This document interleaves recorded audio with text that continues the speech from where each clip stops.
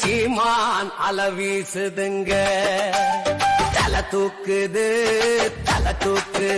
தமிழ்நாடே தலை தூக்குதுங்க. தலை தூக்குது தமிழ்நாடே தலை தூக்குதுங்க. தன்னந்தனி வீரருன்னு சனம் பேசுதுங்க. அவர் வன்கா விதி மாறும் முன்னு மனம் பேசுதுங்க. அலவீசுது சீமான் அலவீசுதுங்க.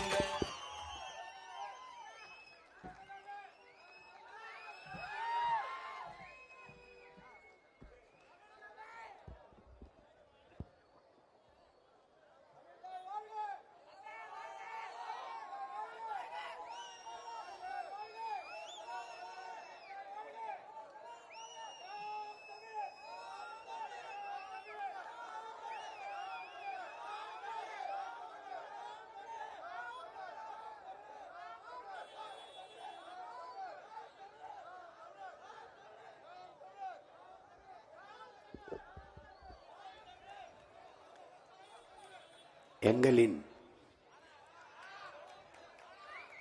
உயிரோடும் உணர்வோடும் கலந்து வாழுகின்ற அன்பு உறவுகள் அனைவருக்கும் வணக்கம்.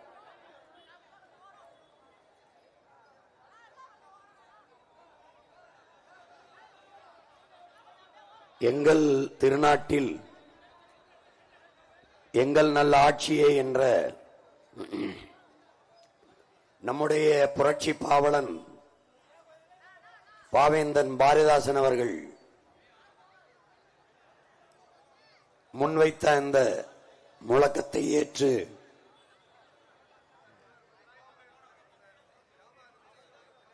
பசி பஞ்சமற்ற, ஊழல் லஞ்சமற்ற, கொலை கொள்ளை சாதிய இழிவு தீண்டாமை கொடுமைகள் அடக்குமுறை ஒடுக்குமுறை பெண்ணிய அடிமைத்தனம் பாலியல் வன்கொடுமை மது மத போதை வளக்கொள்ளை இது ஏதுமில்லாத ஒரு புதிய ஒரு தேசம் செய்வோம், மக்கள் புரட்சியால் அதை உறுதி செய்வோம் என்ற கோட்பாட்டை கொண்டு உங்கள் பிள்ளைகள் மகத்தான கனவை மனதிலே தாங்கி 15 ஆண்டுகளாக இந்த மண்ணிலே பயணித்து வருகிறோம். ஒரு தூய தேசம், ஒரு கனவு தேசம், உலகின் தலை சிறந்த நாடாக என் தாய் நாட்டை மாற்றி படைக்க வேண்டும் என்கிற ஒரு பெருங்கனவோடு இந்த மண்ணிலே ஒரு மாற்று அரசியல் புரட்சியை முன்னெடுத்து வருகிறோம். ஒவ்வொரு துறையிலும் மாறுதல், உலகத்தின் தலை சிறந்த நிர்வாக கட்டமைப்பு, உலகம் வியக்கத்தக்க ஆட்சி முறை, அதுதான் உங்கள் பிள்ளைகளின் கனவு. கல்வி, கல்விக்கேற்ற வேலை, வேலைக்கேற்ற சம்பளம், அதை கொண்டு வாழ்கிற பெருமை மிக்க வாழ்வு. இலவசம் என்ற சொல்லே இல்லாது ஒழித்து, இலவசம் பெற வேண்டிய ஏழ்மை வறுமை நிலையில் இல்லாது என் மக்களின் வாழ்க்கை தரத்தை உயர்த்தி தன்மானத்தோடு ஒரு தற்சார்பு வாழ்க்கையை வாழ்கிற வாழ்வை கொடுக்க வேண்டும் என்பது உங்கள் பிள்ளைகளின் கனவு. உலக தரத்திற்கு சிறந்த மருத்துவம், கட்டணமில்லாத மருத்துவம், கட்டணமில்லாத தூய குடிநீர், பயணிக்க பாதை, தரமான போக்குவரத்து, எரிக்க தடையற்ற மின்சாரம், குடிக்க தூய நீர், படிக்க சிறந்த கல்வி, பார்க்க சிறந்த மருத்துவம், நிலமும் வளமும் சார்ந்த தொழிற்சாலைகள், படித்தவர் படிக்காதவர் அனைவருக்கும் அரசு வேலை, இனி படிக்காதவரே இல்லை என்ற நிலையை உருவாக்குவது அடுத்த வேலை. ஒரு பெருங்கனவு இதுவரை எங்களது முன்னவர்கள் நீண்ட காலமாக சுமந்து வந்த கனவு. அந்த கனவை எங்கள் தலைவன் சுமந்து நின்றான். அந்த கனவை இப்போது இந்த நிலத்திலே அவன் பிள்ளைகள் சுமந்து நிற்கிறோம். உள்ளுவதெல்லாம் உயர் உள்ளல், மற்றது தள்ளினும் தள்ளாமை நீர்த்து என்கிறார் எங்கள் வள்ளுவ பெருமகனார் தந்தருளிய மறைமொழியிலே. அப்படி உயர்ந்த எண்ணத்தை கொண்டு நம்முடைய தமிழ் அறிவியலின் அடையாளமாக இருக்கிற அப்துல் கலாம் கனவு காணுங்கள் பிள்ளைகளே என்கிறார். அந்த கனவு உறங்கும் போது வருவதல்ல, உன்னை உறங்க விடாமல் செய்வது என்கிறார். ஒரு முறை வருவது கனவு, மறுமுறை வருவது ஆசை, திரும்ப திரும்ப வருவது லட்சியம். அப்படி திரும்ப திரும்ப வருகிற இலட்சியத்தை நிறைவேற்ற துடிக்கிறோம். அந்த கனவை நாங்கள் பேசி பேசி கடத்தினோம். கருத்தியல் புரட்சியின் மூலமாக மக்களுக்கு கடத்தினோம் கடந்த 15 ஆண்டுகளாக. அதன் விளைவு 2016 4.5 லட்சம் வாக்குகளை வாங்கி நின்ற உங்கள் பிள்ளைகள் 19 17 லட்சம் வாக்குகளை வாங்கி உயர்ந்தோம். 21 30 லட்சம் வாக்குகளை பெற்று திமுக அதிமுகவுக்கு இடையே 3வது பெரிய கட்சியாக வளர்ந்தோம். வளர்த்தவர்கள் நீங்கள், மாண்புமிக்க எனது மக்கள், என்னை பெற்றவர்கள், என் உடன் பிறந்தவர்கள். அடுத்ததாக 24 இந்தியாவை யார் ஆள்வது என்பதிலே போட்டியிலே நாங்கள் இல்லை. ஏனென்றால் நாங்கள் பிரதம வேட்பாளர் இல்லை. ஆனால் அதிலே ஏற்கனவே இருந்த சின்னத்தை பறித்துக் கொண்டு புதிதாக ஒரு சின்னத்தை தந்தார்கள். ஒரே வாரத்தில் முடிந்தளவு கொண்டு போய் சேர்த்தோம். 3வது பெட்டியிலே இருந்தது எங்கள் சின்னம். அதை தேடி 36 லட்சம் வாக்குகளை, வாக்குக்கு 1 ரூபாய் வாங்காமல் தன்மானமிக்க, இனமானமிக்க, நல்ல அரசியலும் நல்ல ஆட்சியும் வளர வேண்டும் என்ற நோக்கம் கொண்ட, எண்ணம் கொண்ட என் இன சொந்தங்கள் 36 லட்சம் வாக்குகளை வாங்கி கொடுத்து தனித்த அங்கீகாரம் பெற்ற, முழு இசைவு பெற்ற மாநில கட்சி என்ற உயர்வை எங்களுக்கு தந்தார்கள். இந்த நிலத்திலே எங்கள் வாக்கு, எங்கள் கட்சியின் வாக்கு, என் மக்களின் வாக்கு என்று சொல்லக்கூடிய ஒரு தகுதியும் உரிமையும் நேர்மையும் நாம் தமிழர் கட்சிக்கு மட்டும்தான் இருக்கிறது. ஏனென்றால் இது ஒற்றை கட்சி வாக்கு. திமுக வாக்கு இது என்று சொல்ல முடியாது, அதிமுக வாக்கு இது என்று சொல்ல முடியாது. ஏனென்றால் அது கூட்டு அவியல் பொறியல் என்ற சாப்பாடு. அது கூட்டணி நோட்டணி, இது கொள்கை அணி, ஒரே அணி, மக்களோடு சேர்ந்து மக்களுக்காக களத்திலே நிற்கிற மாபெரும் மாற்று அரசியல் புரட்சி. அதனால்தான் இது மக்களுக்கான எளிய மக்களின் புரட்சி என்ற முழக்கத்தை முன்வைத்து களத்திலே நிற்கிறோம்.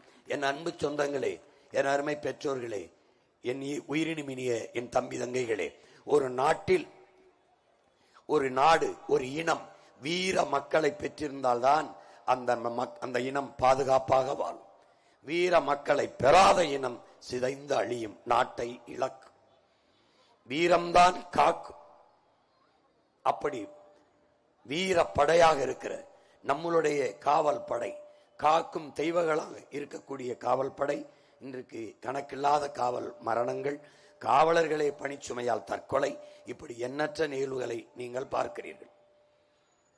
இன்றைக்கு காவல்துறை அதிகாரிகள் வந்தால் மாமா வர்றார், அவர் வர்றார் என்று ஏளனம் பேசுகிறதையெல்லாம் நீங்கள் பார்க்கிறீர்கள். இந்த நிலையை மாற்றி காவலர்கள் காவல் தெய்வங்கள் என்று என் மக்களால் போற்றப்படுகிற உயரத்திற்கு எங்களின் காவல்துறையை தூக்கி கொண்டு போய் நிறுத்த வேண்டும் என்கிற கனவு, இந்த கனவை தந்தவன் என் உயிர் தலைவன் மேதகுவே பிரபாகரன் அவர்கள். என் அன்பு சொந்தங்களே, உங்கள் மகனின் உங்கள் பிள்ளைகளின் ஆட்சியில், நாம் தமிழர் ஆட்சியில், தமிழ் தேச அரசின் ஆட்சியில் காவல்துறை எப்படி இருக்கிறது என்பதை சுருக்கமாக ஒரு முன்னோட்டமாக காட்டுகிறேன். நேரம் குறைவாக இருப்பதால் ஒரு மேடையில் இவ்வளவுதான் காட்ட முடிகிறது.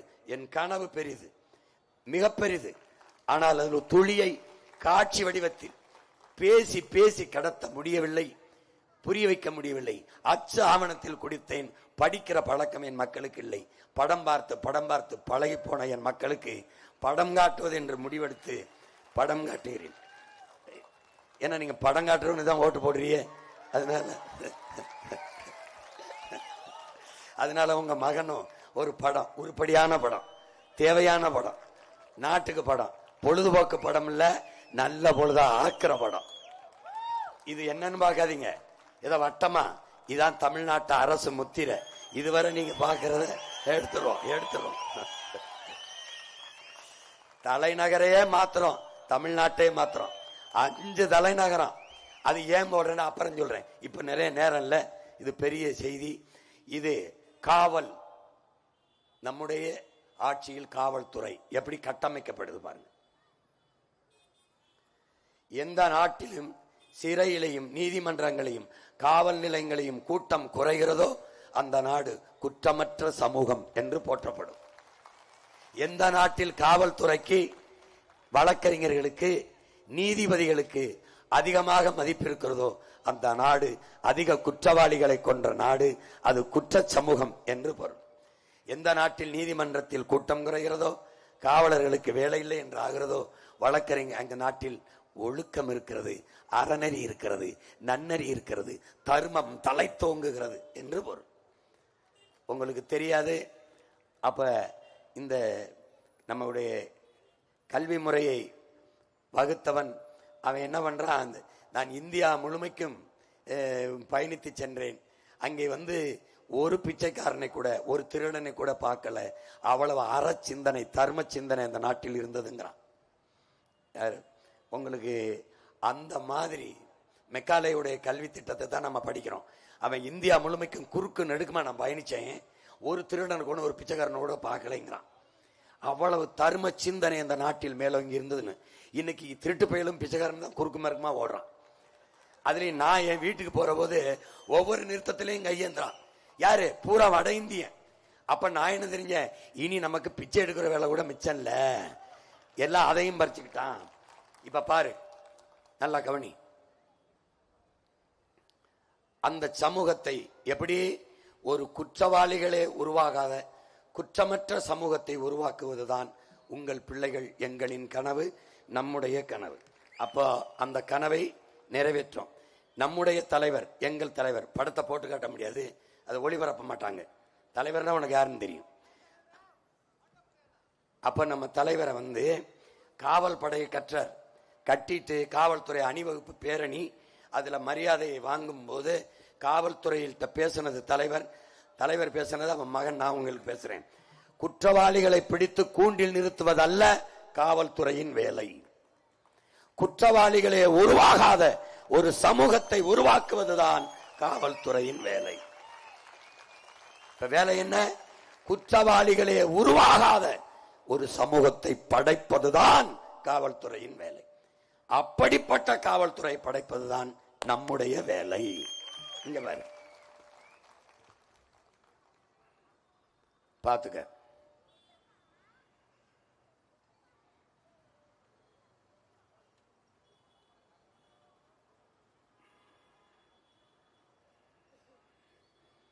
இது ஏன் சீருடைய மாத்திருக்கேன்? இந்த காக்கி மேல என் மக்களுக்கு ஒரு வெறுப்பு இருக்கு, ஒரு அச்சம் இருக்கு.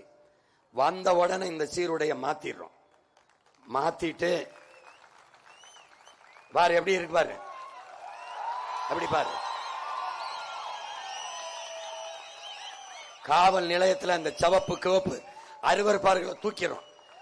காவல் போலீஸ் ஸ்டேஷன் ஒரு பையன் இருக்குல்ல, பயப்பட தேவையில்லை. அங்க நம்ம காவல் தெய்வங்கள் இருக்குன்னு நினைக்கணும். இங்க பாரு, வண்ணத்தை முழுக்க மாத்தி விட்டுரும். சுழற்சி முறையில் பணி, காவல்துறைக்கு சுழற்சி முறையில் பணி. ஆண் காவலர்களுக்கு 8 மணி நேரம் தான் பணி, பெண் காவலர்களுக்கு 6 மணி நேரம் தான் பணி. காவலர்கள் பற்றாக்குறை இருந்தால் பணிக்கு கூடுதலாக நம்ம காவலர்களை எடுத்துக்கிறோம். பாத்துக்க, காவலர்களை கூடுதலாக எடுக்கிறோம். இதுல என்னன்னு பாரு, ராணுவ வீரர், நாட்டின் பாதுகாப்புக்கு நிற்கிற பாதுகாப்பு படை வீரர்களுக்கு கூட 2 மாத காலம் விடுமுறை இருக்கிறது, இந்த நாட்டில் இருக்கிறது. நீதி அரசர்களுக்கு கூட சம்மர் வெக்கேஷன், கோடை விடுமுறை என்று 2 மாத காலம் விடுமுறை. ஏப்ரல் மேலாம் நீதிமன்றம் இருக்காது, விடுமுறை இருக்கிறது. ஆனால் நம்முடைய காவலர்களுக்கு ஒரு நாள் 1 மணி நேரம் கூட விடுமுறை இல்லை. இது எவ்வளவு பெரிய கொடுமைன்னு பாரு. ஆசிரியர்களுக்கு இருக்கு, ராணுவ வீரருக்கு இருக்கு, எல்லாருக்கும் இருக்கு, காவல்துறைக்கு இல்லை. இப்ப நாம என்ன செய்யறோம்? காவல்துறைக்கு இதனால அந்த இல்லாதனால மன அழுத்தம் கூடி, பணிச்சுமை, மன அழுத்தம், உறக்க நேரம் குறைவு, குடும்பத்தை பார்க்க முடியாது, அம்மாவுக்கு முடியல மருத்துவமனை சேர்க்க முடியாது, மனைவிக்கு பிரசவம்னாலும் கூட போக முடியாது, பிள்ளைக்கு பள்ளிக்கூடத்துக்கு போனாலும் சேர முடியாது. எல்லா சுமையும் அழுந்தி மன அழுத்தத்துல தற்கொலை செய்து கொள்கிற நிலைக்கு. இவன் என்னுடைய உறவினர், இவரு கோவையில பெரிய பொறுப்புல இருந்தாரு, துப்பாக்கி எடுத்து நெத்தியில சுட்டி இறந்து விட்டாப்ல. எப்படி? மனச்சுமை, அழுத்தம். இது நம்ம தங்கச்சி உங்களுக்கு தெரியும், தற்கொலை செய்து கொண்டு இறந்தது உங்களுக்கு தெரியும். இந்த நிலையை சுத்தமாக ஒழிக்கிறோம். மன அழுத்தம்ங்கிற ஒண்ணே காவலர்களுக்கு இருந்தால் எப்படி பணியாற்ற முடியும்? தூக்கிட்டு வாரம் ஒரு முறை விடுமுறை, சுழற்சி முறையில. ஒரு காவலர் சனிக்கிழமை விடுமுறை எடுத்தாருன்னா அடுத்த வாரம் அவருக்கு ஞாயிற்றுக்கிழமை விடுமுறை, ஞாயிற்றுக்கிழமை எடுத்தவருக்கு அடுத்த வாரம் சனிக்கிழமை விடுமுறை, மாறி மாறி சுழற்சி முறையில் வாரம் ஒரு முறை விடுமுறை கொடுக்கிறோம். எது? ஊதிய இழப்பில்லாமல், ஊதிய இழப்பில்லாமல். நல்லா கவனிச்சுக்கிற, பார்த்துக்கிட்டே வா.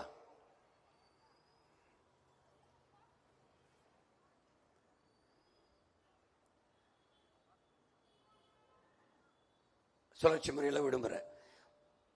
6 மாசத்துக்கு ஒரு முறை குடும்பத்தோட சுற்றுலா சென்று வர அவர்களுக்கு அரசே செலவு பண்ணி பொறுப்பெடுத்து அவங்களை குடும்பத்தோட சுற்றுலா அனுப்பும். அது எல்லாமே ஒருங்கிணைக்கும். அது காவல்துறைக்குன்னு இருக்கிற அந்த துறை அமைச்சகம் அதை ஒழுங்கு பண்ணி செய்யும். குடும்பத்தோட போய் இந்த எந்த அழுத்தம் இல்லாம நிம்மதியா இருங்க, நிம்மதியா இருங்க. காவல்துறையில யாரு? பூரா நம்ம சொந்தக்காரன், சித்தப்பன், பெரியப்பன், மாமச்சின அண்ணன் தான். இந்த பாரு, சுற்றுலா போயிட்டு வர செய்கிறோம். காவலர்களுக்கு இந்த குடியிருப்புனா இந்த குடிசை மாற்று வாரியத்தில் கட்டணும். தரமான குடியிருப்பு கட்டி ஸ்டார் விடுதி போல நட்சத்திர குடியிருப்பை மாத்திரம்பார். மருத்துவமனையில் தனி பிரிவு, மருத்துவமனையில் மாற்றுத்திறனாளிகளுக்கு, திருநங்கைகளுக்கு, மருத்துவர்களுக்கு, ராணுவ வீரர் தனித்தனி பிரிவு. வந்தவன ரொம்ப நேரம் செலவழிக்க வேண்டியதில்லை. காவல்துறையா தனி செக்ஷன் சொல்லுமா, தனி பிரிவு. காவல்துறைக்கான மருத்துவ பிரிவு வர மருத்துவம் செய்து கொள்ள செல்ல தனித்தனியாக எல்லாம் கூட செய்து பண்ணி கொடுத்துறோம். பார்த்துக்க.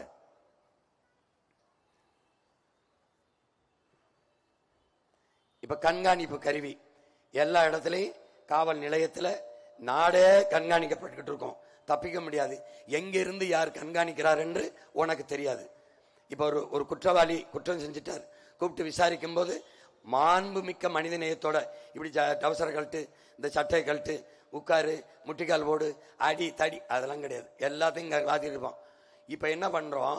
குற்றங்களை குறைக்க நமக்கு குற்ற தடுப்பு காவல் படையை கண்டுபிடிச்சிடறோம். இந்த சீருடை இல்லாது பிரிவென்டிவ் ஃபோர்ஸ் அவங்கள என்ன பண்றோம்? உடல் தகுதியை நீக்கிடுறோம். ஒரு உயரம் குறைமா இருக்காரு, தடிமனா இருக்காரு, ஒல்லியா இருக்காரு, கல்வி தகுதி மட்டும்தான் பார்க்கும், சேர்த்துக்கிறோம். திருநங்கை, மாற்றுத்திறனாளி. நீ மாற்றுத்திறனாளியில போலீஸ் பார்த்துக்க மாட்டீல, உன் மகன் ஆட்சியில போலீஸ். எப்படி பாரு இப்படி இருப்பாப்ல. அவர் என்ன பண்ணுவாரு? இந்த கூட்டத்துக்குள்ள வந்து உட்கார்ந்து இருப்பாப்ல. உனக்கு போலீஸ்ன்னு தெரியாது, உன்னை விட மக்கள் தட்டுவாப்ல. நீ சேட்டை பண்ணின்னு வச்சுக்கிறங்க, அவர் எல்லாருக்கும் கறி வச்சிருப்பேன், கை கை கை கைன்னு செய்தி போகும். 10 பேர் வந்து எந்திரிக்கு தம்பிம்பா. போலீஸ் மாதிரி யாருங்க நீங்க? வாங்க வாங்குங்க, வாங்க வாங்க, கூட்டிட்டு போய் உட்காருங்க. ஹலோ உட்காரா, டேய் உட்காரா பட. அங்க போனா தெரியும் அவன் போலீஸ்ன்னு. தப்பிக்கவே முடியாது. நீ தாலி அக்கிறது, தோட இருக்கிறது, பிள்ளைய கேலி பண்றது, பரிசத்திடுறது, தொலைச்சு போடுவேன். ஊக்கி வச்ச பச்சை மட்டையை அடிச்சு உடம்புல உப்பு தண்ணி வச்சு விட்டுருவேன். ஒழுங்கா இருக்கணும். வெறும் பச்சை மட்டை இல்ல தம்பி, முதுத்தோலை உரிச்சு உப்பு தண்ணியை கடல் தண்ணியாச்சு உப்பை கரைச்சி ஊற்றி விட்டுருவேன். துடிச்சு துடிச்சு கும்பிட்டு விழுந்துருவேன். இனிமே எண்ணமே வராது உனக்கு. பார்த்துக்க. குற்ற தடுப்பு காவல் நிலையம் தொடங்குவேன். இவங்கெல்லாம் போலீஸ், உனக்கு தெரியாது. இப்ப பாத்தீல போலீஸ். அப்ப குற்றம் நடந்த பிறகு கண்டுபிடிச்சு அதை வழக்காக்கி நீதிமன்றத்தில் இழுத்து தண்டனை பெற்று கொடுக்கிற காவல் படை தான் இருக்கு. குற்றம் நடப்பதற்கு முன்பு அதை தடுக்கிற காவல் படை ஒரு பிரிவை நம்ம உருவாக்கிக்கிறோம். அது ஒண்ணு உருவாக்கிக்கிறோம்.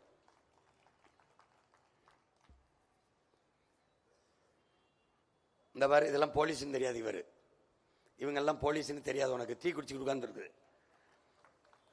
இந்த மாதிரி சேட்டை அந்த பண்ணின்னு வச்சுக்க, இப்படிலாம் பண்ணின்னு வச்சுக்க தம்பி, கதை இந்த மாதிரி வாட்சில இருந்து போயிருச்சு, கண்ட்ரோல் ரூமுக்கு போயிருச்சு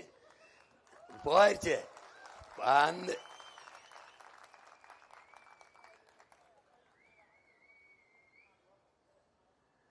இப்ப என்னன்னா, இப்ப வந்து பண்டிகை, நம்ம உனக்கு பண்டிகை இருக்கு, எல்லா பண்டிகை இருக்கு. பொங்கல் பண்டிகை இருக்கு, தீபாவளி இருக்கு, ரம்ஜான் இருக்கு. ஆனால் காவலர்களுக்கு எந்த பண்டிகையும் இல்லை. நீ பட்டாசு வெடிச்சா இப்ப பார்த்து வெடிப்பா, ஓரமா வெடிப்பா, நிக்கணும். பொங்கலுக்கே நிக்கணும். நீ செத்து பாடையில போனாலும் கூட வரணும், பல்லக்கு தூக்கிட்டு போனாலும் வரணும், கோயில் திருவிழாவுக்கு வரணும், எல்லாத்துக்கும் நிக்கணும். ஆனால் நம்ம ஆட்சியில விடுமுறை. எப்படி விடுமுறை? ஒரு நாள்ல அரை நாள் பண்டிகை காலங்கள்ல அவர்களுக்கு விடுமுறை, மீதி நேரம் பகுதி நேரம் பிரிச்சுக்கிறோம். இப்ப 8 மணி நேரத்துல 4 மணி நேரம் அவருக்கு பணி, பெண் காவலருக்கு 3 மணி நேரம் பணி செஞ்சுட்டு போயிடலாம். சுழற்சி முறையில விடுமுறையை பண்டிகை காலங்களில் கொடுத்துக்கிறோம்.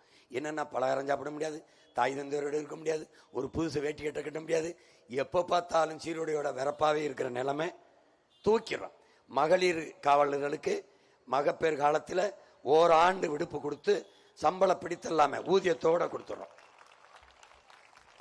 பாரு எப்படி இருக்கு.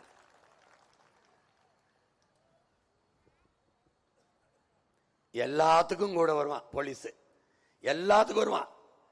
நீ விபத்துனாலும் வரணும், சாலையில் விழுந்து செத்தினாலும் வரணும். இங்க பாரு, செத்து ஒருத்தன் சாலையில் விழுந்தான்னு வச்சுக்க, ஆயிரக்கணக்கா நீ போயிட்டு இருப்ப.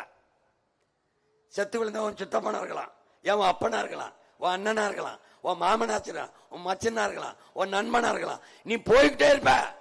ஆனால் எவன் செத்து பிணமாக விழுந்தாலும் அந்த பிணத்திற்கு முதல் சொந்தக்காரன் நான் தான் என்று வந்து நிற்பவன் போலீஸ், காவல்துறை. புரியுதுன்னு நினைக்கிறேன்.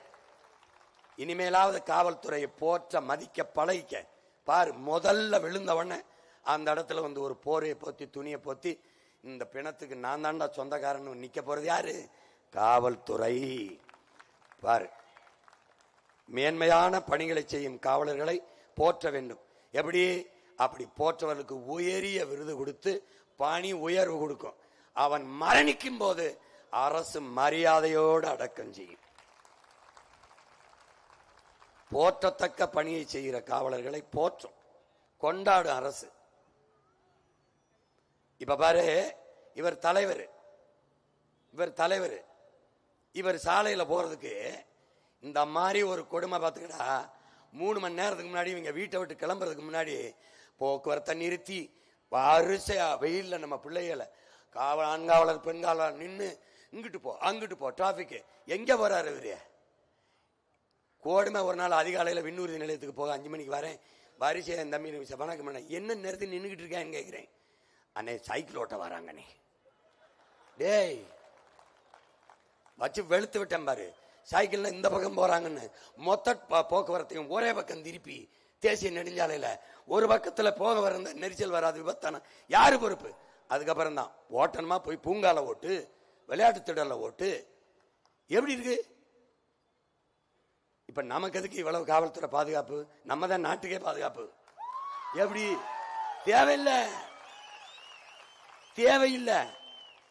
இங்க பாரு, இவருக்கு பாதுகாப்பு கொடுக்கணும். ஒரு எலிப்படை, பூனைப்படை, இசட்டுப்படை, ஒய்படை. எதுக்கு? ஏண்டா இவ்வளவு பயந்தங்க எதுக்குடா வாரிய பதவிக்கு வாரிய அவ்வளவு உயிர் பயிருக்குன்னா வீட்டிலே இருக்க வேண்டியதானடா. மக்களுக்கு சேவை செய்ய வரவன் மக்களை பார்த்து பயப்படுறான். ஏய், எந்த நாட்டுலடா அது நடக்குது? இந்த மாதிரி சாருக்கு பாதுகாப்பு. வரிசையில் நிக்கணும். இங்க ஏப்ரல் மேல வெயில நிக்கணும், பனியில நிக்கணும், மழையில நிக்கணும், ராத்திரியில நிக்கணும். பாரு, இந்த முறையை ஒழிக்கணும்டா. இந்த நாட்டுல சுத்தமா ஒழிக்கணும். காவல் நிலையத்துல இரு, அதான் உன் வேலை. ரோட்ல நிக்காத. இந்த பாரு, போகும்போது இவருக்கு பாதுகாப்பு கொடுத்து, இது எதுக்குன்னு கேட்கிறேன்.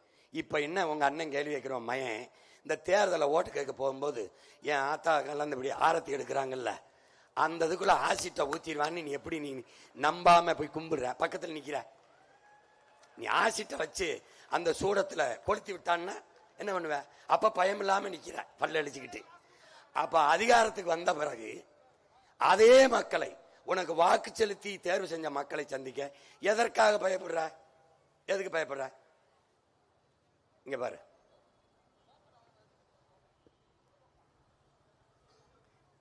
சாலையில நிக்கணும். ஆட்சிக்கு வந்தவர் எல்லாம் பாதுகாப்பு சருன்னு போகணும். அதுக்கு பேர் என்ன? புரோட்டா கால். நம்ம புரோட்டா ஆட்டுக்கால் கேள்விப்பட்டிருக்கோம். இவன் என்ன புரோட்டா கால்னே தெரியாது. இங்க பாரு, நம்ம பிள்ளைங்க, நம்ம அண்ணன் தம்பி, நம்ம சித்தப்பன் பெரியப்பன், நம்ம அக்கா தங்கச்சி இப்படி சாலையில நிக்கிறத அண்ணன் பார்க்கும்போது ஒரு வழி வரும்பாரு. டே, இதை ஒழிச்சிடணும்டான்னு வெயில்ல நிப்பான். ஒரு சிறுநீர் வந்துருச்சு, ஒரு அவசரம் வந்துருச்சு, எங்க போவான்? எங்க போவான்னு சொல்லு. நம்ம தங்கச்சி நிக்குது, நம்ம அக்கா நிக்குது, எப்படி போகும்? எப்படி போகும்டா? ஒரு மாந்தனையும் உள்ள ஒரு மனிதன் செய்ய, ஒரு தலைவன் செய்யற ஆட்சியாடாது. போப்பா போய் இருப்பான்னு பாரு. இங்க பாரு, இங்க பாரு, இங்க பண்றது. இந்த பாரு, நான்லாம் ஒரு நாள் ராத்திரி தூத்துக்குடி விண்ணூர் நிலையத்திலிருந்து போறேன். 10:30 மணிக்கு 4-5 தங்கச்சியை சாலையில் நிக்குது. வெறும் கருவை, ஒரு நட்டுவார்கள் கடிச்சிருச்சு, ஒரு தேல் கடிச்சிருச்சு, ஒரு பாம்பு கடிச்சிருச்சு. என்னடா பண்றது? என்ன பண்றதுன்னு சொல்லு. அந்த முறை ஒழிக்கிறோம்டா. இவர் குளிரூட்டப்பட்ட வாகனத்துல இருந்து ஜெயில் போவாரு, இவன் வெயில்ல நிப்பான். நிக்கிறான் பாரு, நிக்கிறான் பாரு, இங்க பாரு. அப்படி உனக்கு உயிர் பயம் இருந்தால் வராத, மக்கள் சேவைக்கு வராத, வீட்டிலே இருந்துக்க. இவன் யாருன்னு தெரியுதா?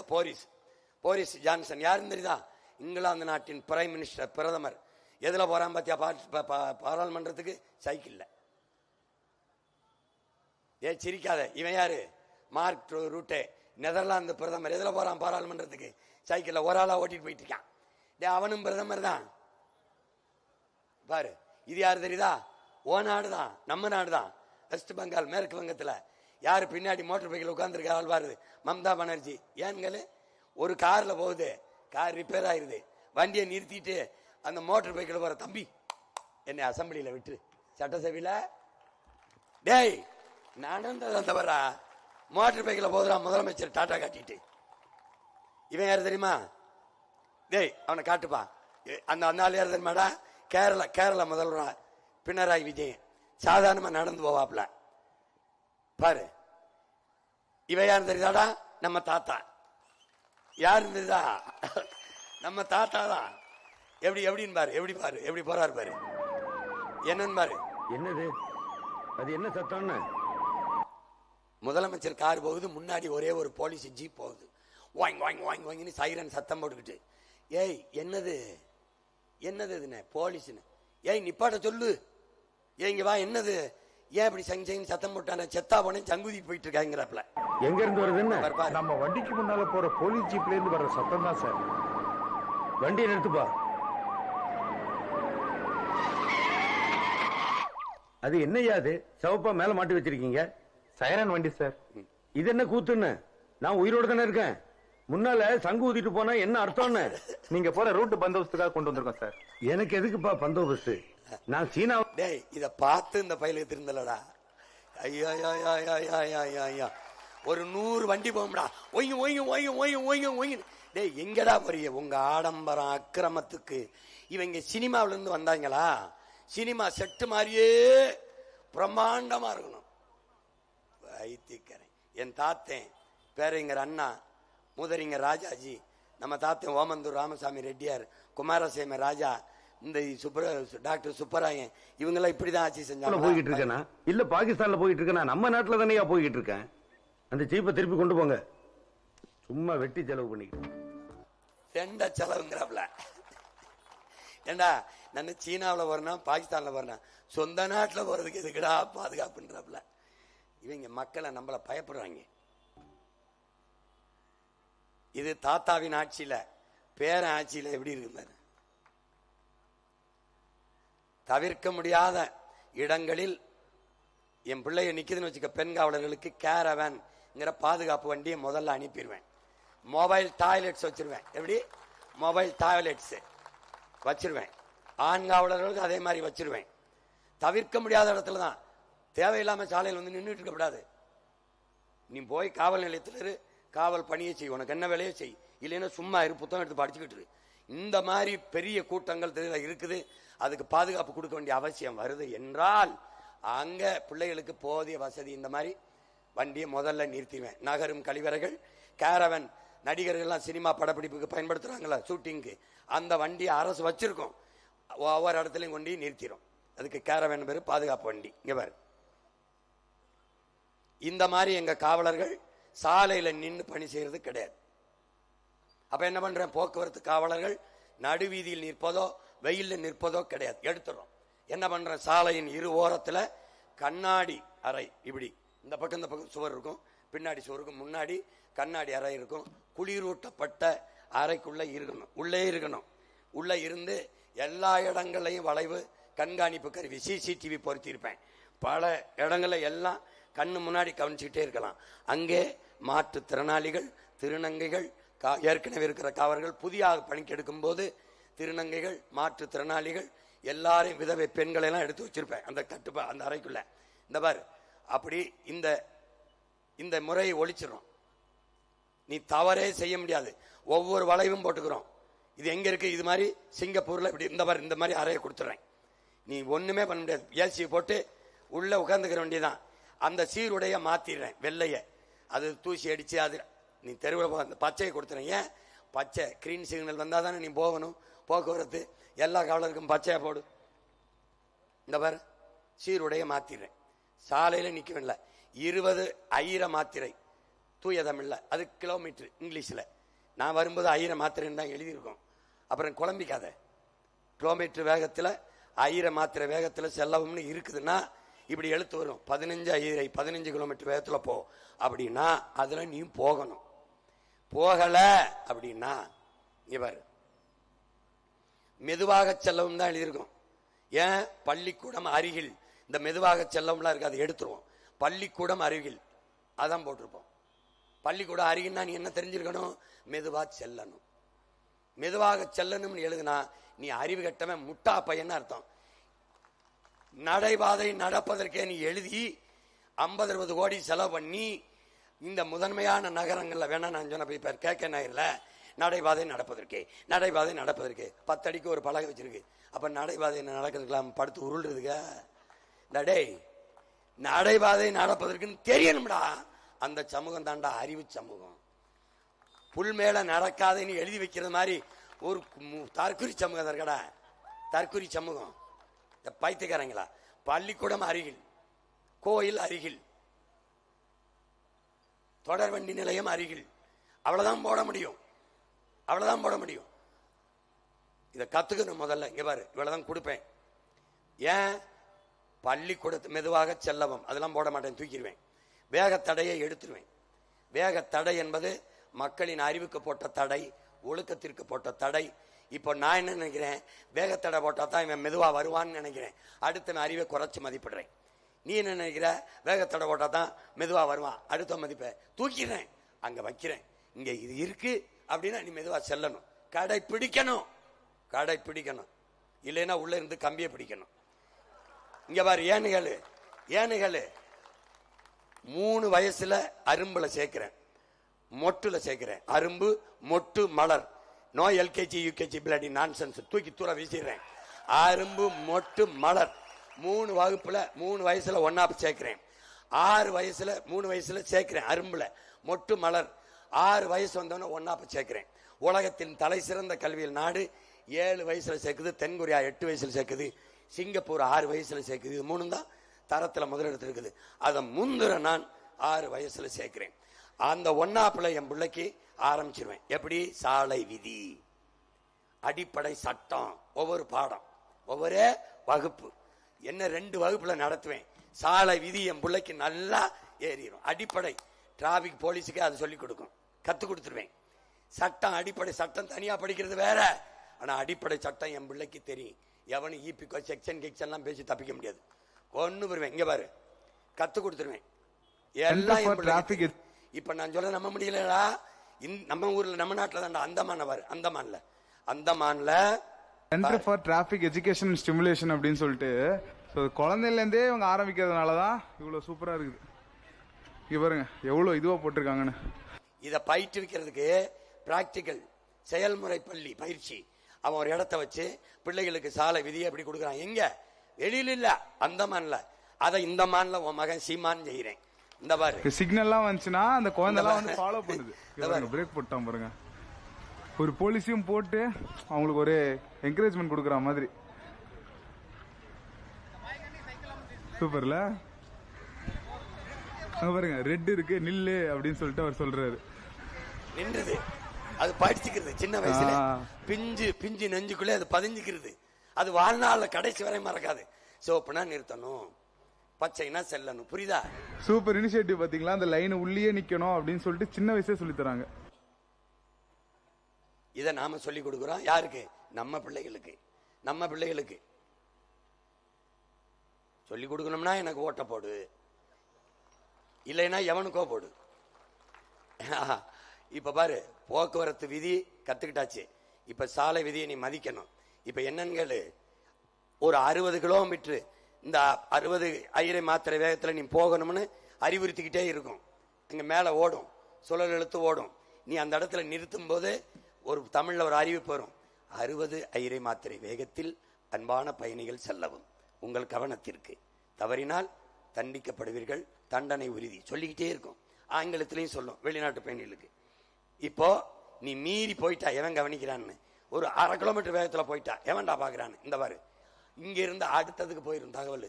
இந்த வண்டி, இந்த வண்ணம், இந்த எண்ணெய், இங்க கருவி இருக்கும், இங்க கருவி இருக்கும், இங்க கருவி இருக்கும், தப்பிக்கவே முடியாது. நீ அங்க வந்தோன்னு எங்கால் குறுக்க வந்து ஸ்டாப் பண்ணுவாப்ல, இந்த நிறுத்திட்டார் பாரு. நீங்க தானே இது இந்த இடத்துல 1/2 கிலோமீட்டர் வேகத்துல கூட வந்துட்டீங்கன்னு, நான் இல்லையே அப்படின்னு எடுத்து காட்டுவாப்ல வீடியோ. இது நீ தானே? ஆமா. வந்ததுக்கு 1000 ரூபாய், பொய் சொன்னீல அதுக்கு ஒரு 1000 ரூபாய், 2000 ரூபாய் கட்டுன்றாப்ல. கட்டினவன விட மாட்டாப்ல, ஓட்டுநர் உரிமத்தை கொடுன்ட்டு ஒரு கையெழுத்து போட்டுருவாப்ல. கையெழுத்து போட்டு 6 முறை மன்னிக்கும் என் நாடு, என்னுடைய காவல்துறை மன்னிக்கும். 6 தவறுக்கு மேல பண்ணிட்ட ஓட்டுநர் உரிமையை எடுத்துரும், பறிச்சிரும். அதுக்கப்புறம் நீ வண்டியை மீறி ஓட்டின உள்ளதான் இருந்து எண்ணணும். பாத்துக்க, இந்த விதியை சிங்கப்பூர் கடைபிடிக்குது. இங்க பாரு எப்படி கடைபிடிக்குது பாரு, எப்படி கடைபிடிக்குது. சாலை விதி எப்படி வச்சுக்கிறது, ஒரு தவறு பண்ணிட்டீங்கன்னா அந்த முன்னாடி டேஷ்போர்டு இருக்குல்ல, அங்க ஒரு பிக்சட் டெபாசிட் மாதிரி ஒரு காசு வச்சிருக்கணும் நீ வங்கி. அந்த தவறுக்கு ஒரு தண்டனையா டக்குன்னு அதுவே எடுத்துக்கிறோம். 12 தவறை பொறுக்குது, 12 மிஸ்டேக்ஸ். நான் 6 தான். அவன் செதுக்கி உருவாக்கிட்டான், நான் செதுக்கிறேன், அதனால கொஞ்சம் வேகம் 6 தான் மன்னிப்பேன். அவன் 12 தவறை பொறுக்கிறான், நான் 6 தவறை பொறுக்கிறேன். அதுக்கு மேல பண்ணான்னு வச்சுக்க, வாழ்நாள்ல என் நாட்டுக்குள்ள நீ வண்டி ஓட்ட முடியாது. வண்டியை வீட்டில் வச்சு பூஜை தான் பண்ணணும். பாத்துக்க, அதுக்கு மேல எவன் கவனிப்பான்னு வண்டி எடுத்து ஓட்டினு வச்சுக்க, உள்ள இவர் மாதிரி தான் உட்கார்ந்து இருக்கணும். பாத்துக்க, ஊர்காவல் படை ஏற்கனவே இருக்கு நம்ம பிள்ளைகளுக்கு. பணி நிரந்தரம் இல்லை, 4 நாள் தான் வேலை வருது, 500 ரூபா 300 ரூபா தான் சம்பளம் வருது. இதை சிறப்பு படைப்பிரிவா அங்கீகரிச்சு அவர்களுக்கும் உரிய சம்பளத்தை கொடுத்து, பணிக்கு நம்ம கூடுதல் அதிகமா போர்ஸ் தேவைப்படுது, இவங்களை எடுத்துக்கிறோம். இதெல்லாம் எடுத்துக்கிறோம். ஆனால் குற்றம்னு ஒண்ணு நடக்கணுங்கிற எண்ணம் எவருக்கு இருக்கக்கூடாது. விளங்குதுன்னு நினைக்கிறேன். ரவுடின்னு ஒருத்தன் வந்தான்னு வச்சுக்க, முதல்ல அவன் மனைவியை கூப்பிட்டு பேசுவேன். எல்லா தமிழ்நாட்டுக்கு எல்லா ரவுடியும் உட்கார வச்சு பேசுவேன். பூவோடும் பொட்டோடும் இருக்க, உன் புருஷனால பல பேர் பூவும் பொட்டும் பல பெண்கள் இழந்திருக்காங்க. இந்த பூவோடும் பொட்டோடும் நீ சாகிற வரை இருக்கணும்னா உன் புருஷனை ஒழுக்கமா அடங்கி ஒழுங்கி இருக்க சொல்லு. ராவடின்னு வச்சுக்க, ஒரே டாட்டா காட்டி விட்டுருவேன், பி கேர்ஃபுல்ன்றுவேன். அப்புறம் ஐயோ நாள் வராது, அம்மா நாள் வராது. புரியுதா? பாத்துக்க, காவல்துறைக்கு நம்முடைய ஆட்சியில, தமிழ் தேச அரசின் ஆட்சியில சங்கம் தேவைப்படாது. ஆனால் அவர்களின் அடிப்படை உரிமை, அதை நம்முடைய அரசு அங்கீகரித்து அவர்களுக்கென்று சங்கத்தை உருவாக்கி கொள்ள அனுமதி கொடுக்கிறது தமிழ்நாட்டு காவலர் சங்கம். அதற்கு தலைநகர்ல, திருச்சியில தலைநகர் இருக்கு, நிர்வாக தலைநகர், அங்க கொண்டு போய் வச்சிருவேன். அங்க தலைமையாக இருக்கும், நாடங்களும் பிரான்சஸ் கிளைகள் இருக்கும். அவங்க என்ன வேணுமோ அவங்க கோரிக்கையை நம்ம கொடுப்பாங்க, நிறைவேற்றுவோம். அவங்க கோரிக்கை வைக்கிற அளவுக்கு நாம வைக்க மாட்டோம். சிறந்த நிர்வாகம் என்பது கொடுத்த வாக்குறுதியை நிறைவேற்றுவது. ஐயா இறையன்பு எழுதியிருக்காங்க, தமிழ் அறிவின் பொக்கிஷம். ஐயா இறையன்பு எழுத்துக்களை என்னருமை தம்பி தங்கைகளே, எதிர்கால இந்த நாட்டின் தலைவர்களே, தயவு செய்து அவர் எழுத்தை படியுங்கள். குனிந்தவர் எழுத்தை படித்து படித்து நிமிர்ந்தால் இந்த நாட்டில் தலை சிறந்த தலைவனாகத்தான் நீ நிமிர்வாய். தயவு செய்து படி. அதிலே அவர் சொல்றார்,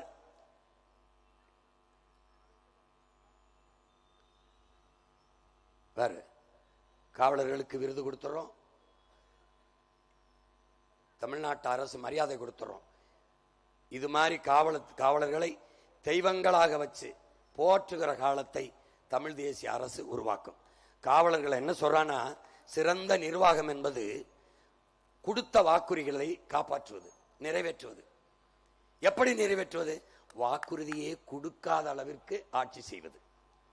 நான் வந்தா அண்டா தாரேன், மிக்சி தாரேன், கிரைண்டர் தாரேன், பிரிட்ஜ் தாரேன், இல்ல அது தேவைப்படாத அளவிற்கு என் மக்களின் வாழ்க்கை தரத்தை உயர்த்தி ஒரு தற்சார் வாழ்க்கை கொடுப்பதான் சிறந்த ஆட்சி நிர்வாகம். அப்ப என் காவலர்களுக்கு எந்த பிரச்சனையும் வராத ஒரு ஆட்சி முறையை நான் கொடுத்துருவேன். சங்கம் தேவைப்படாது. ஆனாலும் அவர்கள் கோரிக்கையை தமிழ் தேச அரசு, நாம் தமிழர் அரசு நிறைவேற்றுது. தனியாக சங்கம் வைக்குது. அவர்களுக்கென்று தனி வைப்பகம், அவர்கள் சம்பளத்திலே அதை சேர்த்து வைத்துக் கொள்ள அவர்களுக்கென்று தனி எல்லாமே வைத்து மிகச்சிறந்த மரியாதையை இந்த நாட்டின் காவல் பணியை செய்கிற அவர்களுக்கு இந்த நாடு செய்கிற மரியாதையாக பிரபாகரன் மகன், ஒப்பற்ற தலைவனின் மகன், காவல் பணியை செய்கிற அந்த காவலர்களுக்கு செய்கிற மரியாதையாக மிகச்சிறந்த காவல்துறையை கட்டமைச்சு இந்த வண்ணத்தை நான் தூக்கி எடுத்துறேன். காவல்துறை உங்கள் நண்பன். நீங்க செய்தியா கேள்விப்பட்டிருப்பீங்க. உங்கள் மகனின் ஆட்சியிலே உண்மையிலேயே நண்பனாக இருக்கும். நம்புங்கள். இதுவரை என் அன்பு மக்களுக்கு சொல்லி முடிக்க விரும்புகிறேன். போலீஸை பார்த்து ஒரு பொறுக்கி பயந்தால் போலீஸாக இருக்கிறான் என்று அர்த்தம். போலீஸை பார்த்து பொதுமக்கள் பயந்தால் அந்த போலீஸ் பொறுக்கியாக இருக்கிறான் என்று அர்த்தம். இதுவரை இந்த நாட்டில் காவல்துறை எப்படி இருந்தது என்பதை பற்றி எங்களுக்கு கவலை இல்லை, எனக்கு கவலை இல்லை. ஆனால் உங்கள் மகனின் ஆட்சியில் போலீஸாக இருக்கணும், இருக்க வைப்போம். இதுதான் நம்முடைய ஆட்சி. இது ஒரு துளிதான். இதுக்கு மேலே காவலர்கள் முன்வைக்கிற கோரிக்கையை கேட்டு அவர்கள் என்ன நினைக்கிறார்களோ, எப்படியெல்லாம் இருக்க வேண்டும் என்று, செதுக்க வேண்டும், சீர்திருத்த வேண்டும் என்று விரும்புகிறார்களோ அதை நாம் தமிழர் அரசு செய்யும் என்கிற உறுதியை தருகிறேன். இது மாதிரி ஒரு கட்டமைப்பு ஒவ்வொரு துறையிலும் ஆசிரியர்களுக்கு வேண்டியது, மாணவர்களுக்கு வேண்டியது, மருத்துவர்களுக்கு வேண்டியது எல்லாவற்றையும் செய்யும் இந்த அரசு. ஏனென்றால் மக்களிலிருந்து மக்களுக்காக வந்த அரசு. அதிகாரம் மிக வலிமையானது. அண்ணல் அம்பேத்கர். அந்த அதிகாரம் எம் மக்களுக்கானது. நாங்கள் அதிகாரம் மிக வலிமையானது. அறிவாசான் அண்ணல் அம்பேத்கர். அதை அடைந்து விட்டால் அனைத்தும் எளிமையானது நாங்கள். எனவே என் அன்பு சொந்தங்களே, மிகச்சிறந்த ஆட்சியை நடத்துவதற்கு உங்கள் பிள்ளைகளுக்கு நீங்கள் செய்ய வேண்டியது ஒன்றே ஒன்றுதான். ஒரு ஓட்டை போட்டு நாட்டை உங்கள் பிள்ளைகளிடத்தில் கொடுத்துவிட்டு பத்திரமாக இருங்கள். எந்த பயமின்றி இருங்கள். உலகத்தின் தலை சிறந்த நாடாக இந்த நாட்டை மாற்றி படைப்பேன். உங்கள் மகன். நம்புங்கள். நான் சத்தியத்தின் மகன். சத்தியமே உருவமாக இன்று வாழ்ந்த ஒரு தலைவனின் மகன். வரலாறு நமக்கு வழிகாட்டுகிறது. சத்தியம் நமக்கு சான்றாக இருக்கிறது. ஏனென்றால் நாம் சாகலாம், நாம் தோற்று போகலாம். சாதாரணமானவர்கள் சத்தியம் தோற்றதாக சரித்திரத்திலே செய்தி இல்லை. நாம் சத்தியத்தின் மக்கள். சத்தியமாக ஒரு நாள் வெல்லுவோம் என்று எனக்கு கற்பித்தார். அந்த சத்தியத்தை நம்பி நிற்கிற மகன் நான் சொல்லுகிறேன். எனக்கு உயிர்ப்பால் ஊட்டிய என் தாயின் மீதும், அறிவுப்பால் ஊட்டிய என் தாய் தமிழின் மீதும், என் உயிருக்கு மேலாக நான் நேசிக்கிற என் தலைவன் மீதும் உறுதியிட்டு சொல்கிறேன். ஆகச் சிறந்த ஆட்சியை உங்கள் மகன் இந்த நாட்டில் நடத்துவேன், தருவேன். நம்பி நீங்கள் எனக்கு வாக்கு செலுத்துங்கள். எல்லாருக்கும் செலுத்தி விட்டீர்கள். திமுக பலமுறை ஆண்டு விட்டது, அதிமுக ஆண்டு விட்டது. நீங்கள் என்ன வாழ்ந்து விட்டீர்கள்? இன்னும் அரிசிக்கு கையேந்தீர்கள், வேட்டிக்கு கையேந்தீர்கள், இலவசத்திற்கு ஏந்தி நிற்கிறீர்கள். இது என்ன ஆட்சி முறை? என்ன வளர்ச்சியை கண்டீர்கள்? என்ன கண்டீர்கள்? ஒரு கிலோ அரிசி, ஒரு கிலோ வெல்லம், ஒரு வேட்டி சேலை வாங்க வக்கற்ற நிலையில் வைத்தது இவர்கள் ஆட்சி என்றால் எப்படி? சாராயம் வித்து சாகடிக்கிறான். தாலிக்கு தங்கம் அரைப்பவன் ஒருபவன். குடிக்க வைத்த 6 லட்சம் பெண்களின் தாலி அறுத்தவர்கள் இவர்கள். தாலி அறுத்தவனுக்கு நீ அதிகாரத்தை கொடுக்கிறாய். சாராயம் விற்கிறான் 50,000 கோடிக்கு. காசு யாருது? உன்னுடையது. ஒரு நாளில் தீபாவளிக்கு மட்டும் 790 கோடிக்கு குடிக்கிறான். 790 கோடிக்கு. ஒரு படம் வெளிவந்தால் 34 கோடிக்கு பார்க்கிறான். பொழுதுபோக்குக்கும் போதைக்கும் இவ்வளவு காசை கொட்டி கொடுக்கிறவனுக்கு எதற்கு இலவசம்? எதற்கு? 50,000 கோடி வருவாய். யாரு வருவாய்? மக்கள் குடிச்சு கொடுக்கிற காசு, குடிகாரன் காசு. அதை வைத்து என்ன நலத்திட்டம்? திடப்போதை, திரவப்போதை, போதை கலாச்சாரத்தில் மக்களை மூழ்க விட்டு பெண்களின் பாதுகாப்பு என்பது பைத்தியக்காரத்தனம், சட்டம் ஒழுங்கு என்பது வேடிக்கை. எவ்வளவு பெரிய ஏமாற்று! எப்போது இதை மாற்றுவது? எப்போது இதை சரி செய்வது? எப்படி எப்படி 3 பேர்ல யாராவது டாஸ்மார்க்க மூடுவேன் சொல்றத பத்தி நான் சொல்லல. உங்கள் மகன் வந்தால் மூடுவேன். அப்ப வருவாய்க்கு என்ன பண்ணுவ? இது 50,000 கோடி, பால் 3 லட்சம் கோடி. இந்த சாராயம் உயிரை எடுக்கும், என் பால் உயிரை கொடுக்கும். எந்த பக்கம் நிக்க போற? எந்த பக்கம் நிக்க போற? அவன் ஊழல் லஞ்சம், நான் உண்மை நேர்மை. அவன் எல்லாம் இலவசம். 2000 2500. இவன் 3 சிலிண்டர். அவன் அன்னபூர்ணி சூப்பர் 6 6 சிலிண்டர். நோ இலவசம். Education free, medical free, water free, drinking water free. எப்படி? Highly standard. மற்றபடி நோ ஃப்ரீ, எதுவும் ஃப்ரீ கிடையாது. சிலிண்டர் தருவேன். எப்படி தருவேன்? உன் மகன் நானே உற்பத்தி செய்வேன். எத்தனை லட்சம் டன் வேணாலும் நான் இந்த எரிகாற்று உயிர் வழிங்கிற பயோகேஸ் தயாரிப்பேன். எதுல? என் மாட்டு சாணம், ஆட்டு புழுக்க, மக்கிய இளதலை கழிவு, கழுத கழிவு, பன்னி கழிவு, கோழி புழுக்க எல்லாத்தையும் எடுத்து குவிச்சு குப்பை கிடங்குற கோடிக்கணக்கான டன் பயோகேஸ் உனக்கும் தருவேன், உலக நாட்டுக்கு ஏற்றுமதி செய்வேன். எவனுக்குடா வேணும்? வாங்கிட்டு போடா. தமிழ்நாட்டு அரசு முத்திரையை குத்தி கொடுப்பேன். உனக்கு தடையின்றி எரிகாற்று தருவேன். எல்லாருக்கும் தருவேன், குடிசைக்கும் தருவேன், கோவரத்துக்கும் தருவேன். ஆனால் ஓசியா தர மாட்டேன். உற்பத்தி செலவு, அடக்க செலவை வாங்கிட்டு கொடுப்பேன். ஆனா தடை இல்லாம தருவேன். பால், தூய பாலை நானும் கொடுப்பேன். இவன் ஆவின் பால்னு விற்கிறானே, எங்கன்னு கேட்டியா? என்ன சிரிக்கிற? பால்வளத்துறைக்கு அமைச்சர், பால் இருக்கு வழங்க. கால்நடை துறைக்கு அமைச்சர் இருக்கான். கால்நடைங்கடா, ஏய் எங்க கால்நடைங்க? வைத்தியக்கார. பெரிய கனவு, சின்ன மூளை, நிறைய வேலை. இதெல்லாம் யாரோ ஸ்ட்ராட்டஜிஸ்ட் உட்கார்ந்து எழுதிட்டே, நானே எனக்கு நான் ட்ரம்புக்கே ஐடியா கொடுப்பேன். நீ என்ன நினைக்கிற? சோ கால்டு இந்த ஸ்ட்ராட்டஜிஸ்ட் வச்சுக்கிட்டு வேலை செய்யறவில்ல. அறிவு நிறைஞ்சு காது வழிய வலி இது துண்டை வச்சு தொடச்சுக்கிறேன்.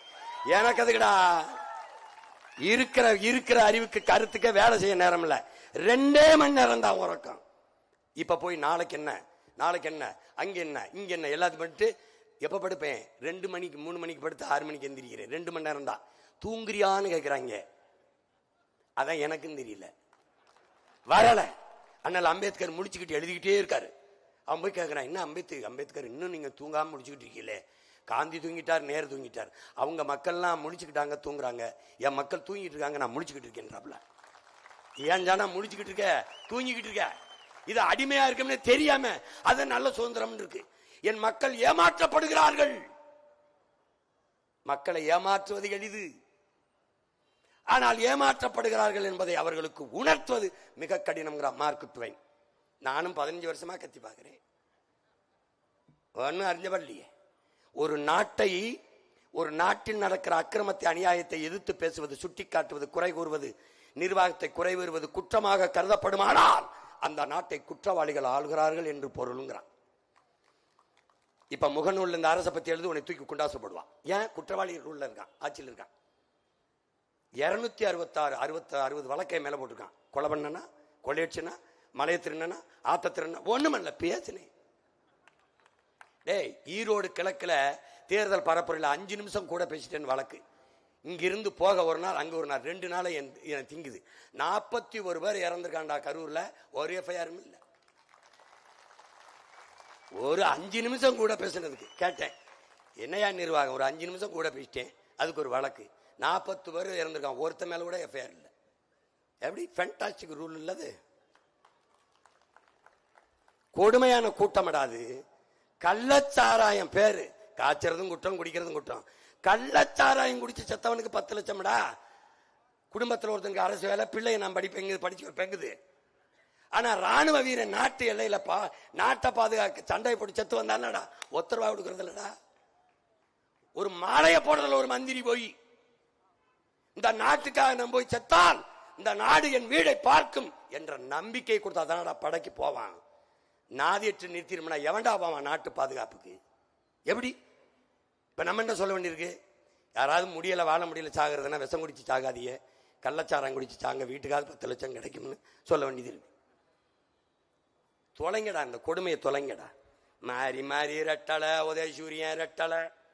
உதயசூரியனுக்கு போட்ட அவர் வீட்டில் வெடியும், நாட்டில் வெடியுமா? விடிஞ்சிருக்கா? விடிஞ்சிருக்கா? திடீர்னு ஒரே நாளில் 1,31,00,000 வங்கி கணக்கில் 5,000 போடுறாரு. யாரா அவர்? பரம்பரை சொத்தை வித்துட்டாரா போட்டார்? கேட்டியாடி என்னைக்காது? 6,800 கோடி இழந்திருக்குடா. ஆசிரியருக்கு சம்பளம் கொடுக்க முடியல, ரோட்ல நிக்கிறான்டா. டாக்டருக்கு சம்பளம் கொடுக்க ரோட்ல நிக்கிறான்டா. மொத்தமா 200 கோடியில முடிச்சுக்கலாம்டா. ஆனா 6,800 கோடிடா. ஒரு அரசு அதிகாரத்தில் இருக்கிற திமிர்ல அரசு காசை எடுத்து, மக்கள் காசை எடுத்து, மக்கள் கொடுத்து தன் வாக்க கன்ஃபார்ம் பண்ணது, உறுதி செய்து, நான் என்னடா பண்றது? நான் எங்க போறது? ஏழை மகன் இந்த நாட்டுக்கு மக்களுக்கும் சேவை செய்ய நிக்கிற எனக்கு என்னடா இருக்கு? உனக்கு இருந்துச்சு கொடுத்துட்ட, நான் என்ன பண்றது? அப்ப ஜனநாயகத்தில் சம வாய்ப்பு, சம உரிமை பொய், ஏமாற்று. எப்படி? என்னடா அது? என்னடா நாடுது? எப்படி நீங்க சகித்துக்கிற? காசை கொடுக்கும்போது கையப்படி எங்கிருந்து எடுப்ப? இந்த காசை எங்கிருந்து எடுப்ப? இலவசத்தில் இழக்கிற பணத்தை எங்கிருந்து எடுப்பாய்? ஒரு தடவை கேள்றா. கேட்டினா உனக்கு விழிப்புணர்வு வந்துருச்சு, மாற்று சிந்தனை வந்துருச்சு, நாடு மாறிடுச்சுடா. ஒரு தடவை கேளு. காசு ஓட்டுக்கு வாங்கிட்டு அண்ணன் நில்லுங்கண்ணே, நீங்க எதுக்குண்ணே இந்த தேர்தலில் நிக்கிறீங்க? உங்களுக்கு சர்வீஸ் பண்ண, சேவை பண்ண. எனக்கு சேவை பண்ண எதுக்குண்ணே காசு கொடுக்குறீங்க? எதுக்கு? காசு கொடுத்து சேவை செய்ய வர அளவுக்கு அவங்களாடா அவ்வளவு நல்லவங்களாடா? கடவுளாடா அவங்க? என்னடா நீ கடவுளே நீங்க அணிக்கப்பட்டாதானடா கறந்துருது. இவன் ஏன்டா உனக்கு காசு கொடுக்கான்? திருட தயாரா அனுமதி கேட்கிறான்டா. திருடுறதுக்கு ஒரு முதலீட்டாளன் 30 கோடி ஒரு தொகுதிக்கு ஆவடிக்கு முதலீடு செய்யறான்னா அவன் 300 கோடி சம்பாரிச்சுக்கலாம்ங்கிற நம்பிக்கை முதலீடு செய்யறான். லாப தேவை முதலீங்கிறது மக்கள் சேவை செத்து போகுதுரா, செத்து போகுதுரா. வைத்தியக்காரன் காசு கொடுக்கிற இடத்துல தான்டா ஊழலஞ்சதுக்கு விதையவே ஊன்றாங்க. நீ நோட்டை போட்டியான்னு கேட்க முடியுதா? நீ நோட்டை வாங்காம ஓட்ட போட்டியான்னு அவன் கேட்பான். நீ நோட்டை வாங்கிட்டு ஓட்ட வைக்கிற, அந்த ஓட்டை வாங்கிட்டு நாட்டை வைக்கிறான். 10 லட்சம் கோடி கடன் எதை காட்டி பெற்றிருப்பாரு? இந்த அரசு எதை காட்டிடா பெற்றிருக்கும்? மண்ணின் வளத்தை, மக்களின் நலத்தை.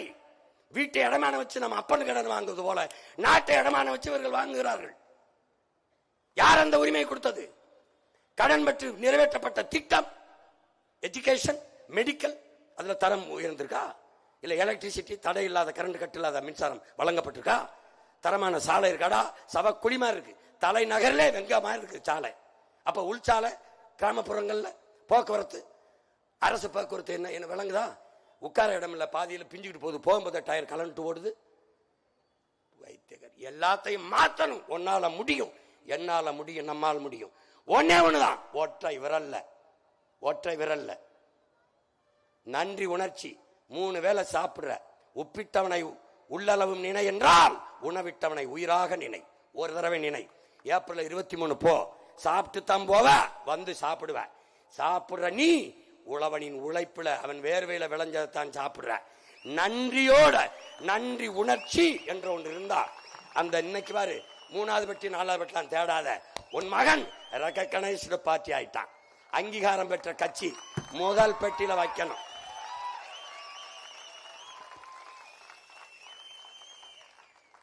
ரெட்டடை எல்லா பெட்டியிலும் இருக்காது, தாமரை எல்லா பெட்டியிலும் இருக்காது, உதயசூரியன் எல்லா பெட்டியிலும் இருக்காது, கை எல்லா பெட்டியிலும் இருக்காது. ஆனா நம்ம விவசாயி கலப்பையோட எல்லா பெட்டியிலும் இருப்பான். போ, குழம்பிக்காத குழம்பிக்காத குழம்பிக்காத, விறுவிறுன்னு போ. விவசாய பாரு, நன்றின்னு ஒரு தடவை தொடு. என்னைய தொடு, தொடாம போ. ஆனால் ரெட்டட உதயசூரியன் கை தாமரையை தொற்றாத, தொற்றாத கெட்டுருவ. தயவு செய்து தொற்றாத. நன்றின்னு ஒரு தடவை தொடு. விவசாயி வாழ்வான், நாமும் வாழுவோம். விவசாய சின்னத்திற்கு வாக்களிப்போம், வருங்கால தலைமுறைக்கு வாழ்வளிப்போம் என்கிற உறுதியை என் அன்பு சொந்தங்கள் நாம் எடுப்போம். இந்த தேர்தலில் நாம் தமிழர் கட்சியின் வேட்பாளர்கள் அல்ல, மாற்று அரசியல் புரட்சியின் மகத்தான முன்கள போராளிகளாக உங்கள் பிள்ளைகளை நிறுத்தி இருக்கிறேன். ஆக தகுதியான கல்வி பெற்ற, தன்னலமற்ற மண்ணுக்கு மக்களுக்கும் சேவை செய்ய வேண்டும் என்கிற உணர்வும் துடிப்பும் கொண்ட இளைஞர்களை நிறுத்தியிருக்கிறேன். தம்பி தங்கைகளை 117 பெண்கள் 117 ஆண்கள் என்று சமவாய்ப்பு கொடுத்து உங்கள் மகன் நிறுத்தியிருக்கிறேன். அதிலே இந்த ஆவடி தொகுதியிலே போட்டியிடுகிற என் தங்கை முனைவர் புனிதா அவர்கள் சீனாவிலே படித்துவிட்டு அங்கே பணி செய்து கொண்டிருந்த தங்கை அந்த வேலையை விட்டுவிட்டு இங்கே வந்து மக்களுக்கு சேவை செய்ய வந்திருக்கிறார். அடுத்ததாக அம்பத்தூர் தொகுதியிலே என் அன்பு மருமகன் இளங்கலை காட்சி தொடர்பியல் படித்த சிலம்பரசன் அவர்களுக்கு விவசாயி சின்னத்திலே வாக்கு செலுத்தி வெற்றி பெற செய்யுங்கள். அடுத்ததாக மாதவரம் சட்டமன்ற தொகுதியிலே என் அன்பு மகள் கிருத்திகா ஏழுமலை அவர்களுக்கு இளங்கலை பொருளாதாரம் படித்த கிருத்திகா ஏழுமலை அவர்களுக்கு வாக்கு செலுத்தி என் அன்பு சொந்தங்கள் வெற்றி பெற செய்யுங்கள். அடுத்ததாக அவ்வளவுதான உங்கள் பிள்ளைகள் எங்களின் வெற்றி, நம் இனத்தின் வெற்றி. நீங்கள் செலுத்தும் ஒவ்வொரு வாக்கும் நம் மொழி காக்கும், இனம் காக்கும், மண் காக்கும், மானம் காக்கும், மக்களின் நலன் காக்கும், வருங்கால பிள்ளைகளின் வாழ்வை பாதுகாக்கும். நாங்கள் கேட்பது வாக்கல்ல, மக்களின் எதிர்கால தலைமுறையின் வாழ்க்கையை என்பதை கவனத்தில் கொண்டு என் அன்பு சொந்தங்கள், என் அன்பு உடன் பிறந்தார்கள், தனித்து சீமான் கூட்டணி சேராமல் நிற்கிறானே என்ன நம்பிக்கையில் என்று எல்லோரும் கேட்கிறார்கள்.